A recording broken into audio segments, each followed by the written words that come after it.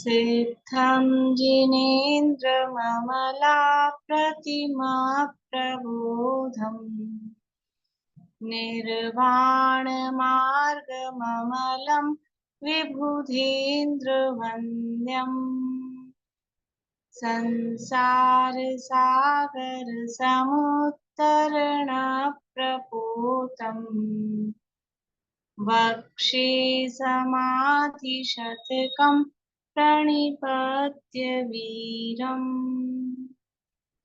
येनात्मा बुध्यतात्मैव परत्वेनैव चापरम् अक्षयानन्तबोधाय तस्मै सिद्धात्मने नमः। सकल विभाव अभाव कर किया आत्म कल्याण परमानंद सुबोधमय नमो सिद्ध भगवान। आत्म सिद्धि के मार्ग का जिसमें सुभग विधान उस समाधियुत तंत्र का करूं सुगम व्याख्यान। नमो सिद्ध परमात्म को अक्षय बोध स्वरूप जिनने आत्मा आत्ममय पर जाना पर रूप जिनने आत्मा आत्ममय पर जाना पर रूप।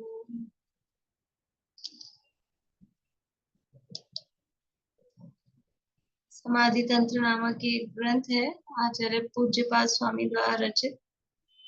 इसके अंतर्गत मंगलाचरण की चर्चा भी अपनी हुई है। मंगलाचरण के लिए यहाँ पर 2 श्लोक आचार्य देव ने दिए हैं। उसमें से पहले श्लोक में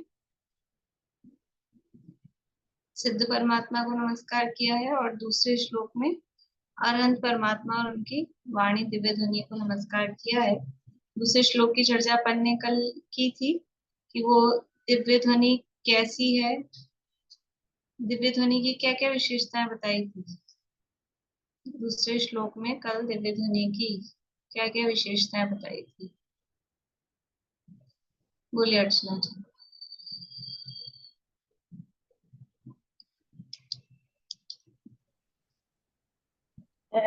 पहले सबसे बिना इच्छा के निकलती है और मुंह से बिना बोले निकलती है। उसमें बीच में वो सांस वगैरह भी नहीं लेते हैं और सब आत्माओं के हित का उपदेश देने वाली है। ये वो दिव्य है। बहुत बढ़िया। कि वो जो वाणी है वो पहली बात बिना इच्छा के और बिना बोले, होठ आदि जो हिलने का काम है वो उसमें नहीं होता है, तो बिना बोले ही वो होती है और बिना इच्छा के ही होती है और सर्व जीवों के लिए हितकारी है। सबको मोक्ष के मार्ग का उपदेश देती है, तीर्थ के करने वाली है, ऐसी वो दिव्य ध्वनि है। और भगवान के लिए क्या क्या विशेषण दिए हैं? अनंत भगवान के लिए क्या क्या विशेषण दिए हैं?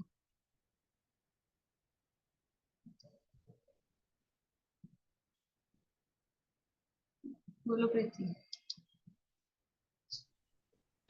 शिव स्वरूप है, परम कल्याण कारक है और अक्षय सुख स्वरूप है। बस यही दिए हैं।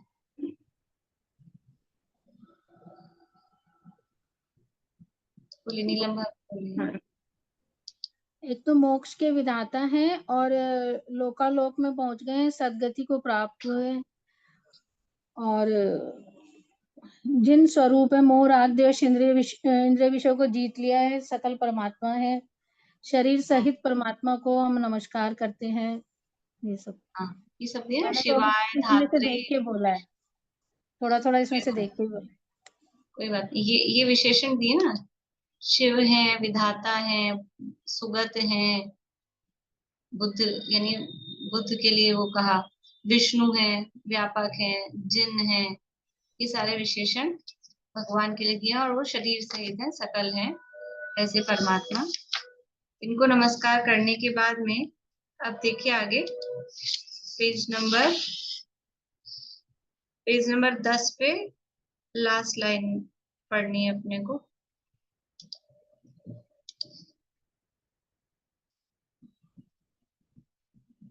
निष्कल से अन्य रूप आत्मा, निष्कल यानी शरीर से रहित, कल यानी होता है शरीर, ये ऐसा नहीं है कि मिसप्रिंट है, निष्फल की जगह निष्कल छपा है। निष्कल का मतलब है कल से रहित, कल यानी होता है शरीर, तो शरीर से रहित जो अन्य रूप आत्मा है, यानी शरीर से अन्य रूप आत्मा निष्कल नहीं है, यानी कि सकल है। ऐसे सकल आत्मा को यानी सकल परमात्मा को नमस्कार करके आप क्या करोगे? आपने सिद्ध भगवान को नमस्कार किया, अब आप ऐसे सकल परमात्मा आनंद भगवान को नमस्कार कर रहे हो। अब इनको नमस्कार कर क्यों रहे हो? ऐसे होता है ना कभी कभी कि कभी बच्चे आके और ज्यादा मीठी मीठी बातें कर रहे हो, ऐसे तो समझ लो ज्यादा नॉर्मल से रहते हैं, ज्यादा बात नहीं करें, और कभी आके मीठी मीठी बातें करें, तो क्या लगता है कि ऐसी मीठी मीठी बातें क्यों कर रहा है? आके बोले कि साहब मम्मी ढो प्रणाम, कि ऐसे तो रोज नहीं करता है, आज कैसे कर रहा है? तो ऐसे ही आप अनंत भगवान सिद्ध भगवान को अनंत भगवान को नमस्कार कर रहे हो, क्यों कर रहे हो?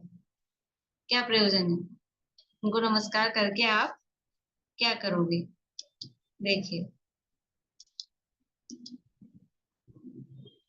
वह कहते हैं कि हम इनको नमस्कार करके क्या करेंगे, तो वो आगे बता रहे हैं। वह कहते हैं, श्लोक पढ़ते हैं, ये भी श्लोक थोड़ा उसी टाइप का है। श्रुतेन लिंगेन यथात्मशक्ति समाहितान्तःकरणेन सम्यक् समीक्ष्य कैवल्य सुख स्पृहाणाम् विवेक्तमात्मानमथाभिधास्ये। श्रुतेन, श्रुतेन यानी श्रुत के द्वारा, श्रुत के द्वारा, लिंगेन, लिंगेन का मतलब होता है कोई लिंग चिन्ह, अनुमान, अनुमान को भी, यानी वैसे लिंग का अर्थ चिन्ह करते हैं सामान्य रूप से अपन, लेकिन लिंग का अर्थ अनुमान भी होता है, हेतु भी होता है। जो जिन लोगों ने पढ़े हैं प्रवचन सार में अलिंग ग्रहण के 20 बोल, किन किन ने पढ़े हैं? पूर्णिमा आंटी, अर्चना जी, 2-3 लोग हैं, विनीता आंटी। तो वहां पर अलिंग ग्रहण शब्द के 20 अर्थ किए अमृत चंद्राचार्य ने। तो पहला तो लिंग यानी चिन्ह, तो इंद्रियों के द्वारा, इंद्रियों को लिंग कहा। फिर वहां एक अर्थ किया है अनुमान के द्वारा, जो अनुमान के द्वारा नहीं जाना जा सकता है, अनुमेय नहीं है, अनुमाता नहीं है ऐसा। तो बस केवल इतना बता रही हूँ कि लिंग शब्द का अर्थ अनुमान भी होता है, तो यहाँ पर लिंग शब्द का अर्थ है अनुमान। श्रुतेन यानी श्रुत के द्वारा, यानी शास्त्र के द्वारा, लिंगेन यानी अनुमान, हेतु के द्वारा, यथात्म शक्ति, यथा, यथात्म यानी अपनी, यथा यानी जैसी, आत्म यानी अपनी, शक्ति है जैसी अपनी शक्ति है, समाहित अंतः, समाहित अंतःकरणेन, समाहित अंतःकरणेन, समाहित यानी समाहित करके मतलब उसको इकट्ठा करके, उसको कंसंट्रेट करके, एकाग्र करके, किसको? अंतःकरणेन। अंतःकरण किसको बोलते हैं? अंतःकरण का मतलब है मन, तो अपने मन को एकाग्र करके, यानी मन की एकाग्रता के द्वारा, शास्त्र के द्वारा, अनुमान के द्वारा, सब में एक सी विभक्ति आ रही। थोड़ा सा संस्कृत का भी मतलब अपन मोटा मोटा देख लें, जैसे श्रुतेन, लिंगेन, समाहितांत करणेन, तो ये सब कुछ एक एक चीज के लिए आ रही है बात। तो जिन शास्त्र के द्वारा, अनुमान हेतु के द्वारा, और अपने मन को एक, मन की एकाग्रता के द्वारा, सम्यक यानी सम्यक अच्छी तरह से, भली प्रकार से, समीक्ष, समीक्ष का मतलब है कि समीक्षा करूंगा, समीक्षा करूंगा मतलब यहाँ समीक्षा मतलब वैसा नहीं कि किसी का कुछ बताना है कैसा है कैसा है, यहाँ अपना अनुभव करूंगा, वो समीक्ष। सम्यक प्रकार से, ईक्ष, ईक्ष का मतलब होता है देखना, तो सम्यक प्रकार से देखना मतलब उसको फील करना, अनुभव करना। कैवल्य सुख स्पृहाणाम, कैवल्य सुख, कैवल्य यानी कैवल्य सुख मतलब केवल ज्ञान के साथ जो सुख होता है, ऐसा अनंत सुख की स्पृहाणाम यानी इच्छा रखने वालों को विविक्तम आत्मानम अथ अभिधास्ये, विविक्तम आत्मानम, विविक्त आत्मा, विविक्त आत्मा जो समय सार में प्रत्येक आत्मा शब्द दिया है, यहाँ विविक्त आत्मा कह रहे हैं। प्रत्येक आत्मा का क्या अर्थ है, ध्यान है किसी को? प्रत्येक आत्मा, बोलिए अर्चना जी। द्रव्य का आपका नौकर्म से रहित शुद्धात्मा को प्रत्यगात्मा कहा है। नहीं,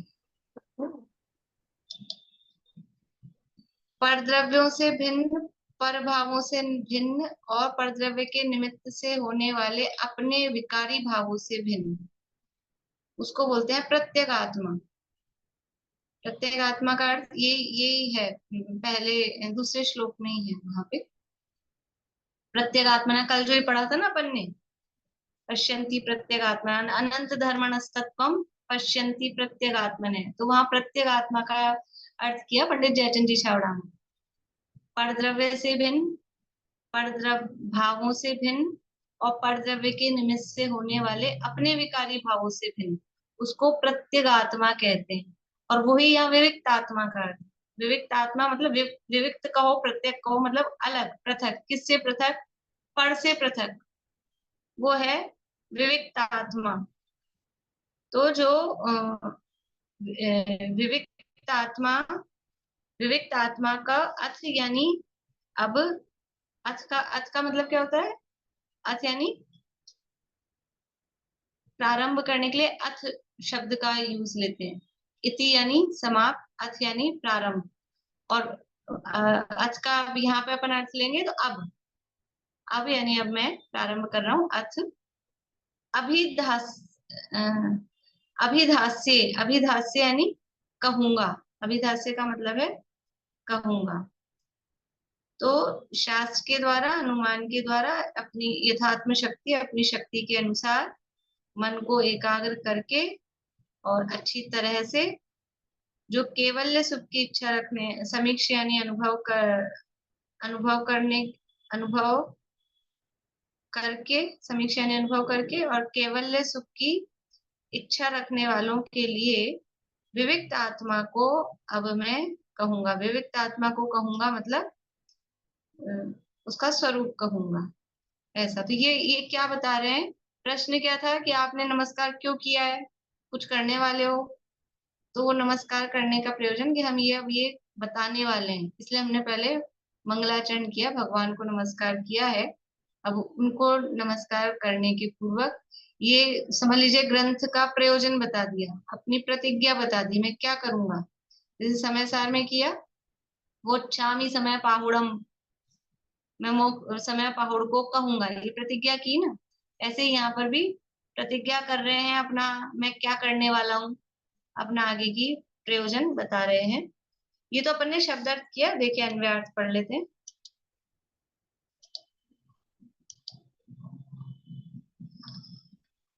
अथ यानी परमात्मा को नमस्कार करने के अनंतर उसके बाद में अब अहम, अहम शब्द वहां ऊपर दिया नहीं है, लेकिन अब अहम लगा रहे हैं कि मैं यानी पूज्यपाद आचार्य विविक्तम आत्मानम, कर्ममल रहित आत्मा के शुद्ध स्वरूप को श्रुतेन शास्त्र के द्वारा, लिंगेन अनुमान व हेतु के द्वारा, समाहित अंतःकरणेन एकाग्र मन के द्वारा, सम्यक समीक्ष्य अच्छी तरह अनुभव करके, कैवल्य सुख स्पृहाणाम, कैवल्य पद विषयक अथवा निर्मल अतीन्द्रिय सुख की इच्छा रखने वालों के लिए यथात्म शक्ति, अपनी शक्ति के अनुसार अभिधास्य कहूंगा।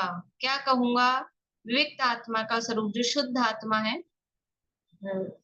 अर्थ उसका वही है शुद्ध आत्मा, लेकिन वो मैं प्रतिज्ञा आत्मा का अर्थ पूछी तो वहां उन्होंने वो तीन से रहित विशेष रूप से बताया था।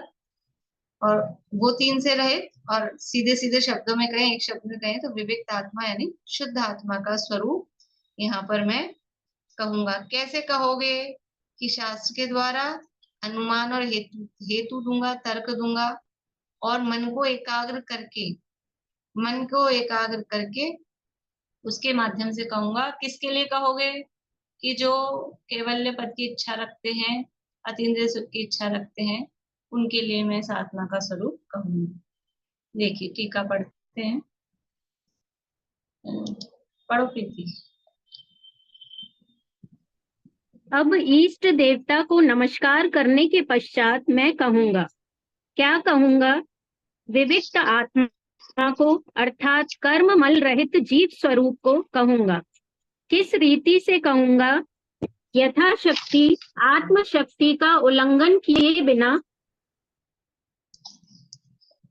क्या करके कहूंगा? समीक्षा करके, अर्थात वैसे आत्मा को, विविक्त आत्मा को सम्यक प्रकार जानकर कहूंगा। किस द्वारा? यानी किस साधन द्वारा? श्रुत द्वारा, ज्ञान दर्शन। रुको हाँ। रुको, क्या कह रहे हैं? वही बात जो कि मैं जीव का स्वरूप बताऊंगा, कैसे जीव का, कि शुद्ध आत्मा का, और सम्यक प्रकार जानकर, सम्यक समीक्ष अच्छी तरह से समीक्ष जानकर, जानकर का मतलब है उसको अनुभव करके। ऐसे नहीं कह रहा हूं कि किसी की सुनी सुनाई, किसी कहीं की पढ़ी पढ़ाई।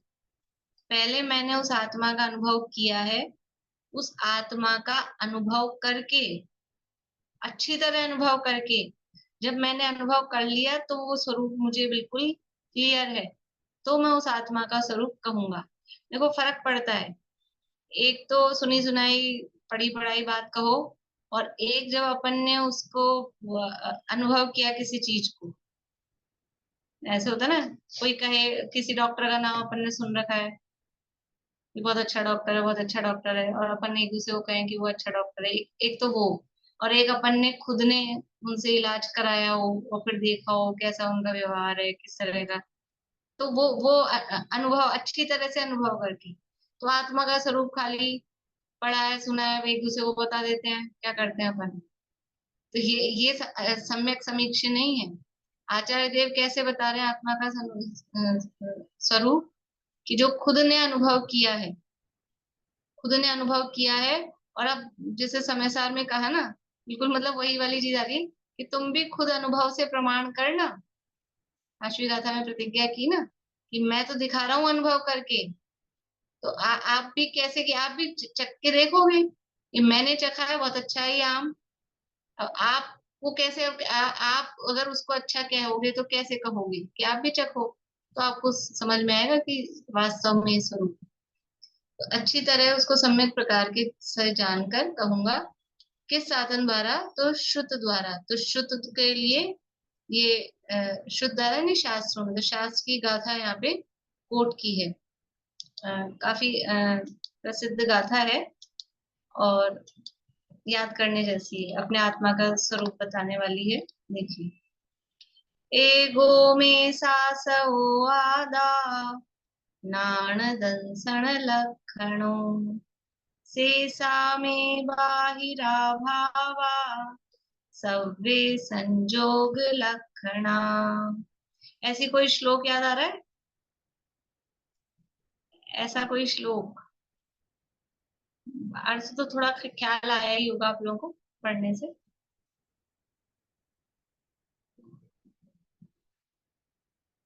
अभी स्टोक देश में है। बोलिए पूर्णिमान। एकोहम निर्ममा शुद्ध ज्ञानी योगेन्द्र गोचरा बाह्य संयोग जा भावा। इसके आगे का अक्षर क्या है? मत्त है सर्वेपि सर्वपि सर्वथा। उसी तरह के है ना, एको में है तो एको में, और फिर वो बाहिरा भावा सव्वे, वही भाव है, भाव वही। तो यहाँ शास्त्र से वो आत्मा का स्वरूप बता रहे हैं। कैसे? एगो में सासवो आधा, आधा यानी आत्मा। कैसा है आत्मा? एगो, एगो यानी एक है, मैं यानी मैं या मेरा, सासवो यानी शाश्वत, मेरा ये जो शाश्वत आत्मा है, या मैं जो शाश्वत आत्मा हूँ, कैसा हूँ? एक हूँ। ये एक मेरा आत्मा है, ये एक मैं, ये शाश्वत आत्मा हूँ। और नाण दंसण लक्षणों, ज्ञान और दर्शन लक्षण वाला हूँ। नाण दंसण लक्षणों, शेषा में बाहिरा भावा, और मैं यानी मुझसे जो अतिरिक्त, शेष यानी मेरे अलावा, मेरे से जो शेष हैं वो सब क्या है? वो बाह्य भाव है। सब वे संजोग लक्षणा, और वो सब कैसे हैं? वो संयोग लक्षण वाले हैं। वो सब संयोग लक्षण वाले हैं, वो सब मुझसे बाह्य हैं। और जो ज्ञान दर्शन वाला आत्मा है वो ही एक मैं शाश्वत तत्व हूँ। ज्ञान दर्शन लक्षण वाला शाश्वत तत्व वो एक, वो मैं हूँ, वो मेरा आत्मा है। और जो संयोग लक्षण वाले जो भी भाव हैं वो सब मुझसे बाहर है। देखिए, मतलब ये सामायिक में ध्यान में विचार करने वाली बात है। अर्थ देखिए नीचे, ज्ञान दर्शन लक्षण वाला शाश्वत एक आत्मा मेरा है। मेरा क्या है? मेरा क्या है और पराया क्या है? भेद विज्ञान बता रहे हैं यहाँ पे भी कि ज्ञान दर्शन लक्षण वाला शाश्वत एक आत्मा मेरा है, अन्य सब संयोग लक्षण वाले भाव वो मुझसे बाह्य हैं, मुझसे बाहर हैं। मतलब कहीं भी आप पढ़ोगे ना, जो भी आध्यात्मिक ग्रंथ है जहां भी भेद विज्ञान की बात आएगी तो वहां यही आएगा, आत्मा को पहचानना है। तो कैसे पहचानेंगे? कि ज्ञान लक्षण ही मेरा है। तो जो ज्ञान दर्शन लक्षण है बस वही मैं हूँ। और इस ज्ञान दर्शन से शेष, इसके अतिरिक्त जो भी हैं वो सब मुझसे बाह्य हैं। वो सब संयोग लक्षण वाले हैं। कि ज्ञान का संयोग हुआ है क्या? अपन ने पढ़ा था कार्तिकेय अनुप्रेक्षा में। ज्ञान कहीं बाहर से आके जुड़ा है क्या? संयोग का मतलब बाहर से आके जुड़े। ज्ञान का संयोग नहीं हुआ। ज्ञान मेरा स्वभाव है, मेरा लक्षण है। और बाकी के जो भी मोहराग देश के भाव हैं, शरीर आदि हैं, द्रव्य कर्म, नो कर्म, भाव कर्म, जो भी है, ये सब क्या है? ये संयोगी भाव है, संयोग है और संयोगी भाव है। ये बाहर से आके जुड़े हैं। बाहर से आके मतलब स्वभाव में नहीं थे, मूल में नहीं थे, नए उत्पन्न हुए हैं, नैमित्तिक भाव है इसलिए। और फिर दूसरी बात, वो ज्ञान दर्शन लक्षण से भिन्न है, उनमें ज्ञान दर्शन नहीं पाया जाता है, इसलिए वो सब मुझसे बाहर है, बाहर है।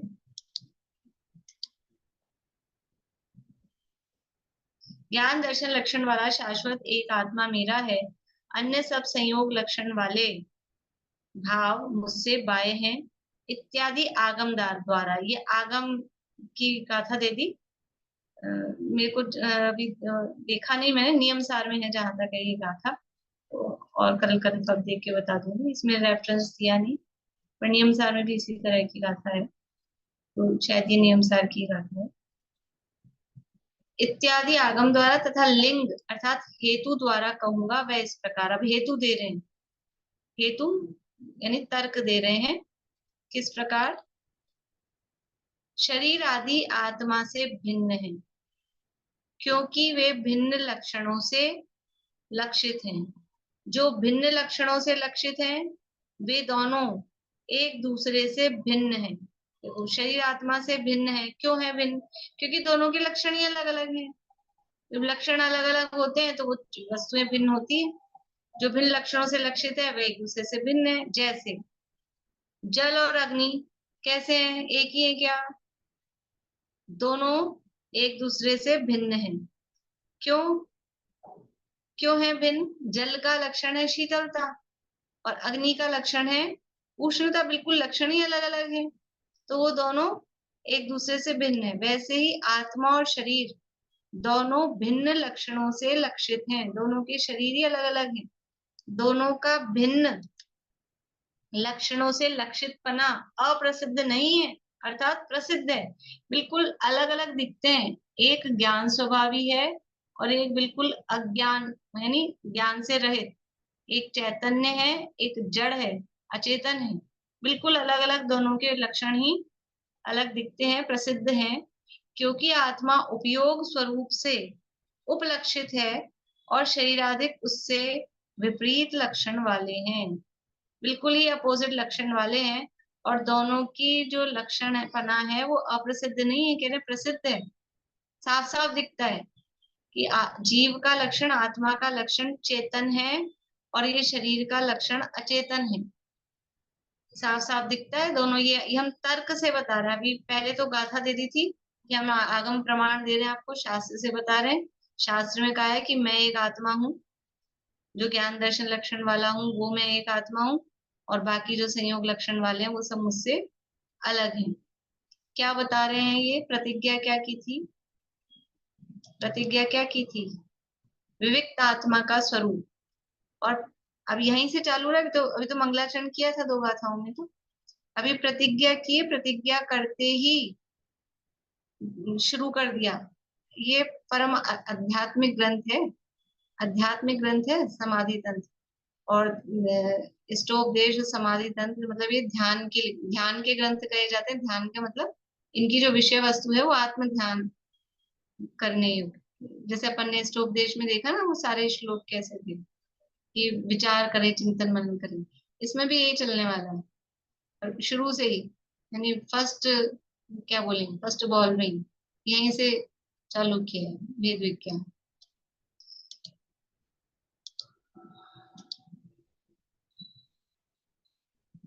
आत्मा उपयोग स्वरूप से उपलक्षित है और शरीर आदि उससे विपरीत लक्षण वाले हैं। कैसे करेंगे? ये हेतु दिया है, समाहित अंतःकरण से। समाहित अर्थात एकाग्र हुए, और अंतःकरण अर्थात मन। एकाग्र हुए मन द्वारा, जो ये मैं बता रहा हूँ आत्मा का स्वरूप कहूंगा, वो एकाग्र हुए मन द्वारा सम्यक प्रकार से समीक्षा करके, विविक्त आत्मा को जान के। सम्यक प्रकार समीक्षा करके, अपन लोग समीक्षा का अर्थ बहुत ऐसा समझते हैं। समीक्षा का मतलब है कि उसकी बुराई बुराई बताना, ऐसा कुछ।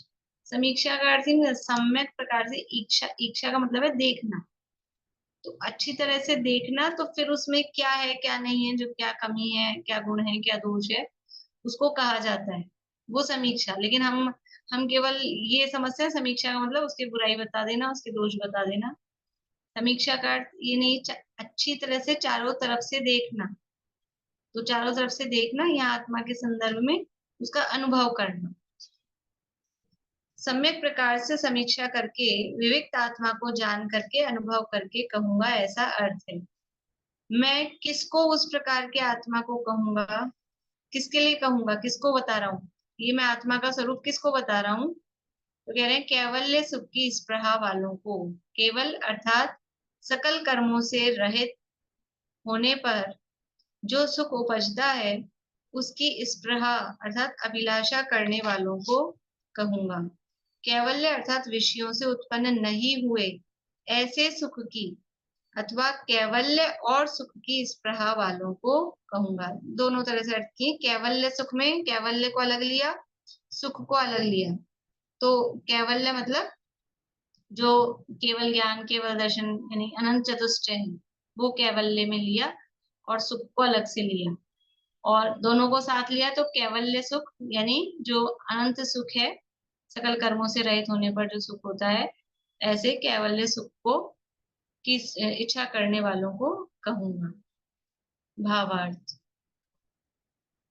श्री पूज्यपाद स्वामी प्रतिज्ञा रूप से कहते हैं कि मैं श्रुत द्वारा, युक्ति अनुमान द्वारा और चित्त की एकाग्रता द्वारा शुद्ध आत्मा को यथार्थ जानकर तथा उसका अनुभव करके निर्मल अतीन्द्रिय सुख की भावना वाले भव्य जीवों को मेरी शक्ति अनुसार शुद्ध आत्मा के स्वरूप को कहूंगा। यानी मैं ये जो शास्त्र लिख रहा हूँ, ये जो स्वरूप बता रहा हूँ, जिसको अतीन्द्रिय आत्मिक सुख की इच्छा है, जिसको निर्मल कैवल्य सुख की इच्छा है, वो इसको पढ़े सुने। और जिनको इंद्रिय विषय भोगों की इच्छा है, तो वो नहीं मिलने वाला है। वो उसको मैं बताने वाला भी नहीं हूँ। वो आदमी बोर होएगा। तो पहले ही कह रहे हैं भाई, छटनी कर लो, अगर आपको इंद्रिय सुख की इच्छा है, चाह है, तो वो नहीं यहाँ पे मिलने वाला है। निर्मल कैवल्य सुख की जिनको इच्छा है, अतीन्द्रिय आत्मिक आनंद, सच्चा सुख, वास्तविक सुख, शाश्वत सुख, शाश्वत सुख यदि चाहते हो, तो उसके लिए मैं ये बात कह रहा हूँ बाकी और दूसरा टाइप कुछ और आपके मन में हो कि ये कुछ मिल जाए, विषय भोग मिल जाएंगे, तो वो इससे मिलने वाले नहीं है। विशेष स्पष्टीकरण।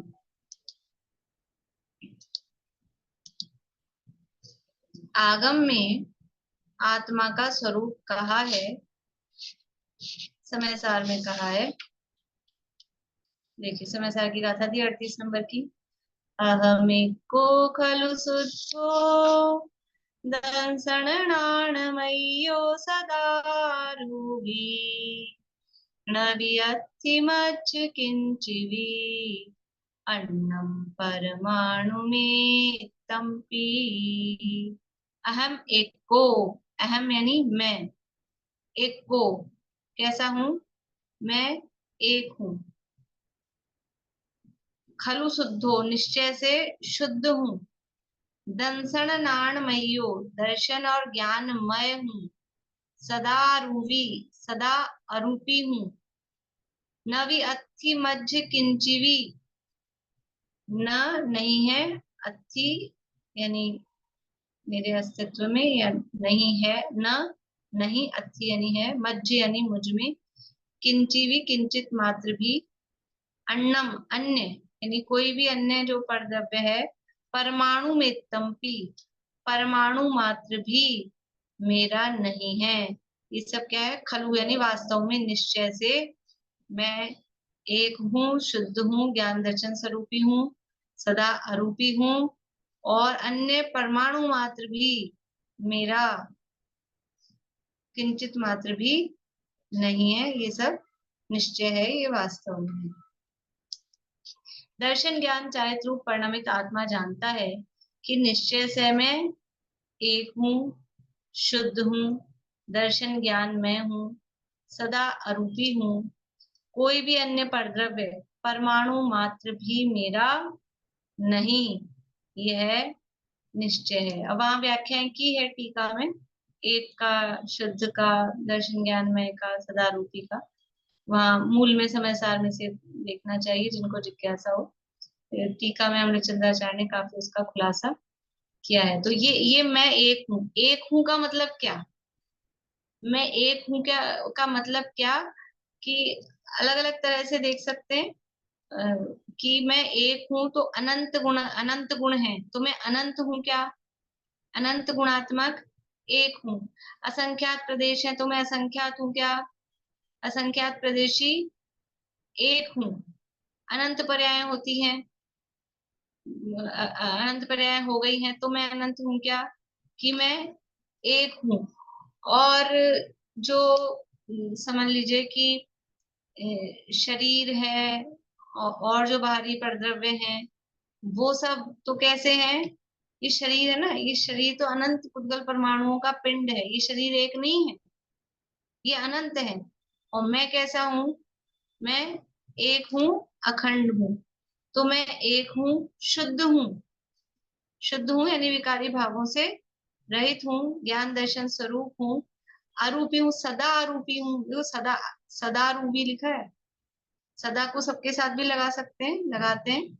मैं सदा एक हूँ, सदा शुद्ध हूँ, सदा आरूपी हूँ। और आरूपी के साथ लगा, सदा आरूपी हूँ मतलब कि मैं कभी भी ये शरीर के संयोग में रहा तो भी मैं कभी स्पर्श रस गंध वर्ण वाला नहीं हुआ, कभी मैं रूखा चिकना नहीं हुआ, कभी मैं कठोर नरम नहीं हुआ, कभी मैं गोरा काला लाल सफेद नहीं हुआ, कभी मैं कड़वा कचायला चरपरा, ऐसा नहीं, सदा आरूपी, हमेशा आरूपी अमूर्तिक ही हूँ। तो फिर मूर्तिक तो होता है कर्म के संयोग से, कि मैं नहीं हुआ, वो कर्म के संयोग से कहा गया, मैं तो उसमें भी अरूपी अमूर्तिक ही रहा। यह निश्चय है, ये यहाँ पर समय सार का प्रमाण दिया है। अब ये क्या है, विशेष स्पष्टीकरण में उन्होंने कहा था ना मैं शास्त्र से कहूंगा, युक्ति से कहूंगा, तो इन्होंने एक और शास्त्र का प्रमाण दिया। गाथा बहुत अच्छी है, याद करने जैसी है। समय सार की 38वीं गाथा है, एक बार और पढ़ते हैं। अहमेको खलु शुद्धो दंसननाणमय्यो सदा रूपी न वियत्थिमच्च किंचिवि अन्नम परमाणु में तम्पी। मैं एक दर्शन ज्ञान में, मैं एक दर्शन ज्ञान में नित शुद्ध हूँ, रूपी नहीं हर अन्य कुछ परम, हर अन्य कुछ किंचित नहीं। गड़बड़ हो रही है। परमाणु मात्र ये सब पर द्रव्य किंचित, मात्र भी मेरे नहीं। हर अन्य ये पर द्रव्य किंचित मात्र भी मेरे। देखिए, आप ये युक्ति बता रहे हैं, अनुमान। शरीर और आत्मा एक दूसरे से भिन्न है क्योंकि इनके लक्षण भिन्न भिन्न हैं। आत्मा ज्ञान दर्शन लक्षण वाला है और शरीर आदि उससे विरुद्ध लक्षण वाले हैं, अर्थात अचेतन जड़ हैं। जिनके लक्षण भिन्न भिन्न होते हैं ये सब एक दूसरे से भिन्न होते हैं। वही वाली बात कह रहे हैं जो टीका में कही है। जैसे कि जल का लक्षण शीतलपना है और अग्नि का लक्षण उष्णपना है, इस प्रकार दोनों के लक्षण भिन्न है, इस कारण जल से अग्नि भिन्न है। जैसे सोने और चांदी का एक पिंड होने पर भी उसमें सोना अपने पीतादि लक्षणों से और चांदी अपने शुक्लादि लक्षणों से दोनों भिन्न है। सोना और चांदी मिलके आभूषण बनता है, लेकिन फिर भी सोने के लक्षण है पीलापन, चिकनापन, और चांदी के लक्षण है सफेदी।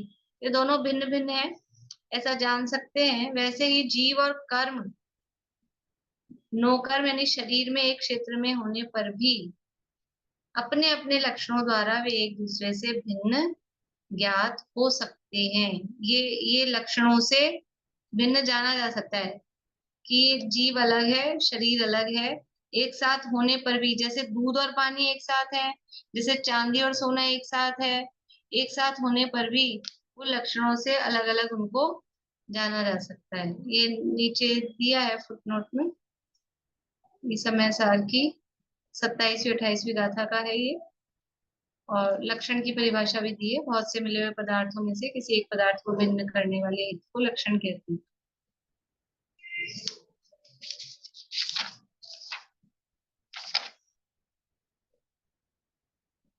तथा अंतरंग राग द्वेष आदि विकारी परिणाम भी वास्तव में आत्मा के ज्ञान लक्षण से भिन्न है, कारण कि राग द्वेष आदि भाव क्षणिक और आकुलता लक्षण वाले हैं।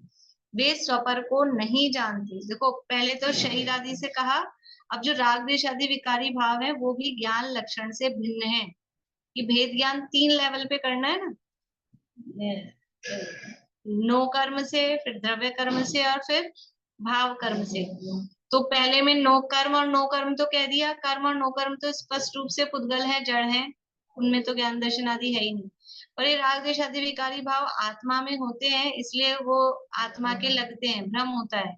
पर वो भी वास्तव में आत्मा के ज्ञान लक्षण से भिन्न है, क्योंकि वो क्षणिक है, पहली बात, आकुलता लक्षण वाले हैं, और फिर स्वपर को नहीं जानते। असली बात तो है वो ज्ञान लक्षण से अलग है। जबकि ज्ञान स्वभाव नित्य है, शांत, अनाकुल है, स्वपर को जानने का उसका स्वभाव है। इस प्रकार भिन्न लक्षण द्वारा ज्ञानमय आत्मा रागादि से भिन्न है ऐसा निश्चित होता है। अतः आत्मा परमार्थ से, पर भावों से अर्थात शरीर आदि बाह्य पदार्थों से तथा राग द्वेष आदि अंतरंग परिणामों से विविक्त यानी भिन्न है। तो देखो, जो प्रत्येक आत्मा के 3 पॉइंट बताए थे, परद्रव्य से भिन्न, परद्रव्य के भावों से भिन्न, और उसके निमित्त से होने वाले अपने विकारी भावों से भिन्न। तो परद्रव्य यानी शरीर आदि, शरीर है, द्रव्य कर्म है, वो स्पष्ट रूप से परद्रव्य है, उससे भिन्न। परद्रव्य के भाव मतलब स्पर्श रस गंध वर्ण जो है ना, ये परद्रव्य के भाव है, उससे भिन्न। और फिर परद्रव्य के निमित्त से होने वाले अपने विकारी भाव, तो कर्म के निमित्त से होने वाले जो मोह राग द्वेष के परिणाम, इन तीनों से भिन्न ऐसा ये विविक्त आत्मा या प्रत्येक आत्मा कहो, ऐसा ये विविक्त है, भिन्न है। पूरा कर लेते हैं। देखिए,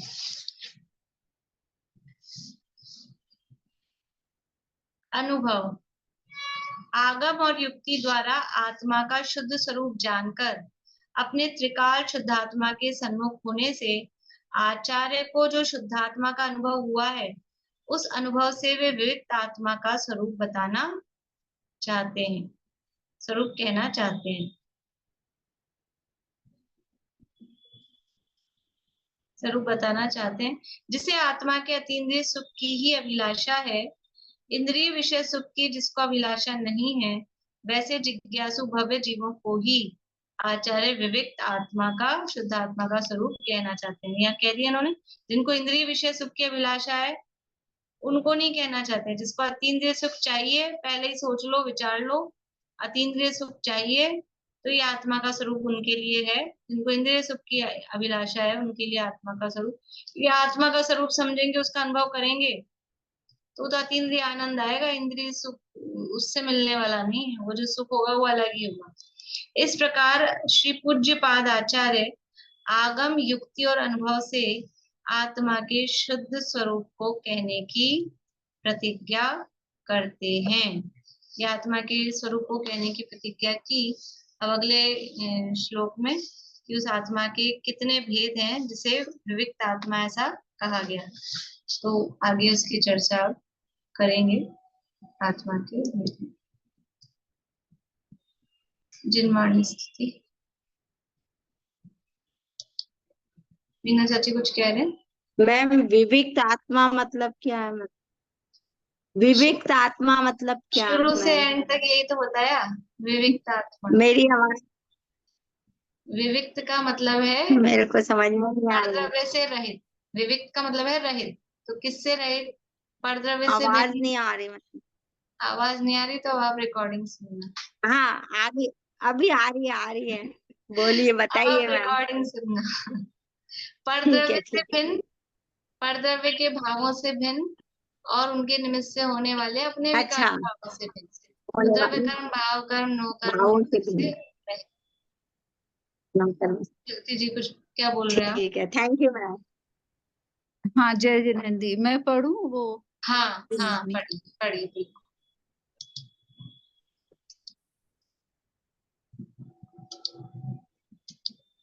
सर्वज्ञ शासन जयवंत वर्ते, निर्ग्रंथ शासन जयवंत वर्ते।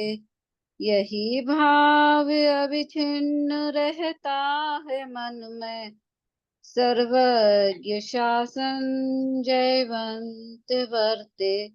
निशंक निर्भय रहे हम सदा ही, अरे स्वप्नों में भी न कुछ काम ना हो। निरपेक्ष रह कर करें साधना नित, कभी ग्लानि भय या अनुत्साह ना हो। सर्वज्ञ शासन जयवंत वर्ते, निर्ग्रंथ शासन जयवंत वर्ते। नौवाणी।